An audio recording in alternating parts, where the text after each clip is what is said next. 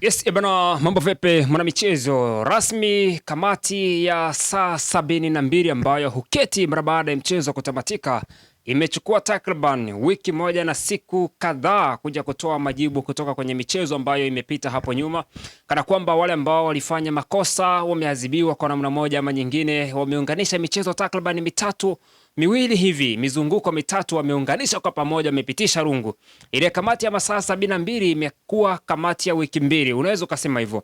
Sasa mara baada ya maamuzi hayo, Jenerali Saidi bin Kazumali Mtipa tunaye hapa akizungumza kuhusu mtazamo wa kile ambacho amekitazama yeye baada ya wadau mbalimbali kuhoji maamuzi ambayo yalitolewa kwenye mchezo wa dabi ya Kariakoo. Waamuzi wakifungiwa hii leo, tumeona wengine wakisimamishwa, adhabu mbalimbali zikitolewa zikihusisha michezo miwili ya nyuma ambapo timu zote zimecheza.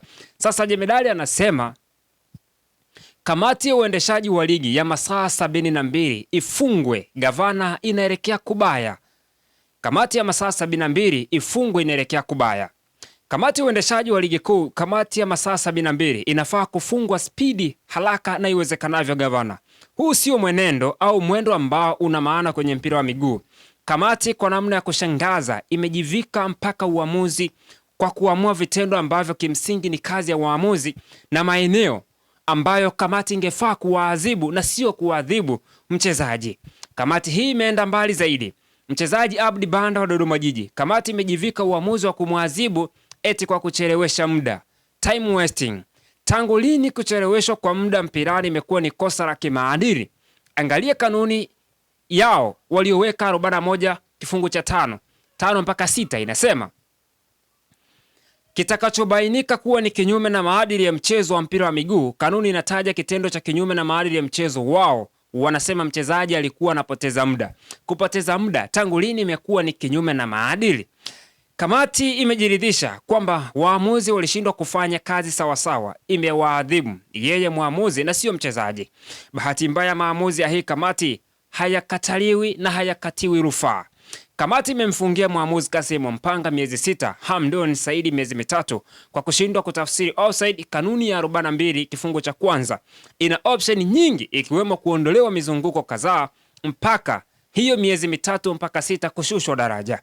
Kasimu Mpanga amechezesha mechi za dabi kwa umahiri mkubwa zisizopungua 8 mpaka 9 bila haya mashaka.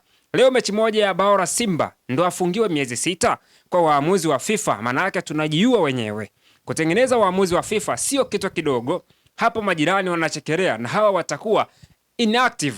Hata kule FIFA hawatopangiwa mchezo. Tujitafakari kidogo. Hamdon Said, mwamuzi mwingine wa FIFA, kashindwa kutafsiri ile offside ya Dube, naye miezi 3. Hello, big no. Mwamuzi Abdalla Mwinyi Mkuu amechezesha ligi kuu kwa zaidi ya miaka 10, ameshindwa kutafsiri penalti ya Namungo, ashushwa daraja. Kamati inajaribu kutuma meseji gani waamuzi wanafanya maksudi? Inadhani waamuzi ndio wataogopa zaidi. Yes, lakini inaweza kuwa pia kwa chanzo cha makosa mengi zaidi kutokana na uoga. Kamati iwe makini. Kama kamati ingekuwa inafuatilia mechi zote kama inavyofuatilia zinazohusu Simba na Yanga na CPD, hii ingekuwaje? Ina maana kwamba kuna kamati inayofuatilia mechi za Simba na Yanga na kuna kamati ambayo haifuatilii mechi za timu ndogo ndogo.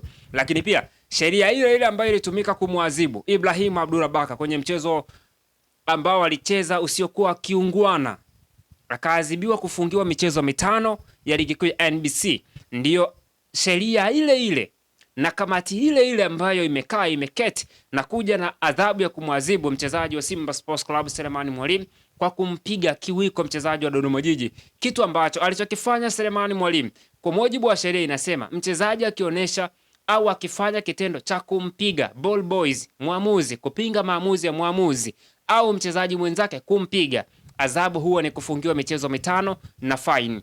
Je, Ibrahim Abdulabaka alionewa kufungiwa michezo 5 ili hali Selemani Mwalimu akifungiwa michezo 3?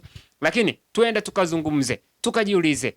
Kamati inasema ni ya masaa 72, lakini inachukua takriban wiki na mechi kadhaa zimepita.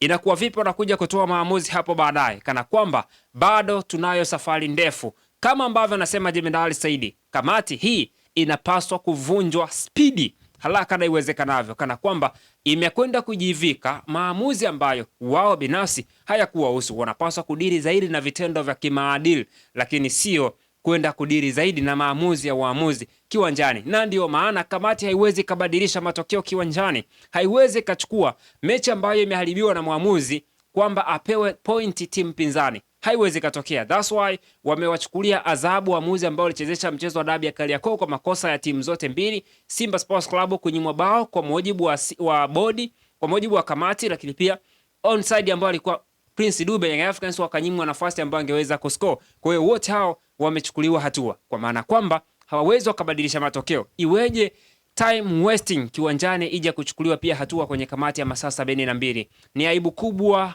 ni aibu ambayo pia kamati haikupaswa kuingilia maamuzi ambayo sio jukumu lao kufanya maamuzi. Wao wanatakiwa kudiri zaidi na waamuzi ambao wanadiri na marefali, lakini wao pia wanadiri na maadili ambayo ya mchezo mzima. So to me naona kabisa kwamba kamati ya masaa 72 imegeuka na kuwa kamati ya wiki mbili.